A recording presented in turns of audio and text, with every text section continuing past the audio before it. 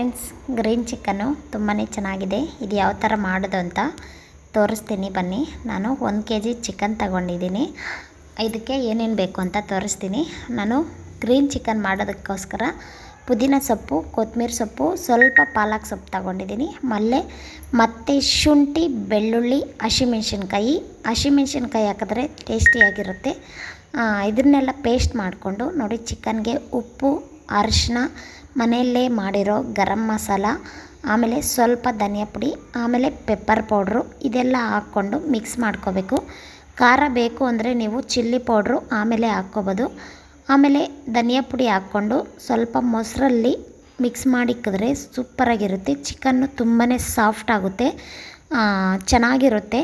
ಇದು ಮ್ಯಾರಿನೇಟ್ ಮಾಡೋಕ್ಕೆ ಬಿಟ್ಬಿಟ್ಟು ಈರುಳ್ಳಿಯಲ್ಲಿ ಸಣ್ಣದಾಗಿ ಕಟ್ ಮಾಡ್ಕೊಂಡಿರಬೇಕು. ಈರುಳ್ಳಿ, ಕರಿಬೇವಿನ ಸೊಪ್ಪು ಸ್ವಲ್ಪ ಜಾಸ್ತಿ ಹಾಕ್ಕೊಂಡ್ರೆ ಟೇಸ್ಟಿಯಾಗಿರುತ್ತೆ. ಚಿಕನ್ನು ತುಂಬಾ ಚೆನ್ನಾಗಿರುತ್ತೆ. ಈರುಳ್ಳಿ ಎಲ್ಲ ಫ್ರೈ ಆದಮೇಲೆ ಒಂದೇ ಒಂದು ಟೊಮಟ ಕಟ್ ಮಾಡ್ಕೊಂಡಿದ್ದೆ. ಟೊಮಟ ಹಾಕ್ಕೊಂಡು ಟೊಮಟಗೆ ಸ್ವಲ್ಪ ಉಪ್ಪು ಹಾಕ್ಕೊಂಡು ಸಾಫ್ಟ್ ಆಗೋ ಗಂಟ ಫ್ರೈ ಮಾಡ್ಕೊಳ್ಳಿ. ನೋಡಿ, ಟೊಮಟ ಹಾಕ್ಕೊತಾ ಇದ್ದೀನಿ. ಟೊಮಟ ಎಲ್ಲ ಸಾಫ್ಟ್ ಆದಮೇಲೆ ಮ್ಯಾರಿನೇಟ್ ಮಾಡಿಕ್ಕಿರೋ ಚಿಕನ್ ಹಾಕ್ಕೊಂಡ್ರೆ ತುಂಬಾ ಚೆನ್ನಾಗಿರುತ್ತೆ.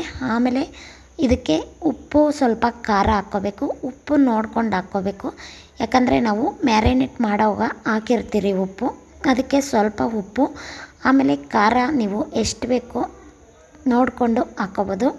ಚಿಲ್ಲಿ ಮಿಕ್ಸಿಗೆ ಹಾಕಿರ್ತೀರಲ್ಲ, ಅದಕ್ಕೋಸ್ಕರ ಸ್ವಲ್ಪ ಉಪ್ಪು, ಸ್ವಲ್ಪ ಖಾರದ ಪುಡಿ ಹಾಕ್ಕೊಂಡು ಎಲ್ಲ ಮಿಕ್ಸ್ ಮಾಡಿಬಿಟ್ಟು ಇದನ್ನು ಅರ್ಧ ಗಂಟೆ ಬೇಯಕ್ಕೆ ಬಿಡಬೇಕು. ಅರ್ಧ ಗಂಟೆ ಬೆಂದಮೇಲೆ ತುಂಬ ಚೆನ್ನಾಗಿರುತ್ತೆ. ನೋಡಿ, ಎಣ್ಣೆ ತುಂಬ ಸೂಪರಾಗಿ ಬೆಂದಿದೆ. ಚಿಕನ್ ಮಾತ್ರ ಸೂಪರಾಗಿ ರೆಡಿಯಾಗಿದೆ.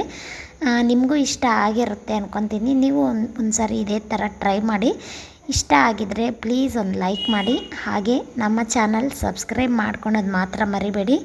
ಓಕೆ ಫ್ರೆಂಡ್ಸ್, ನೆಕ್ಸ್ಟ್ ವೀಡಿಯೋದಲ್ಲಿ ಸಿಗ್ತೀನಿ. ಬೈ ಅಂತ ಕಮೆಂಟಲ್ಲಿ ತಿಳಿಸಿ.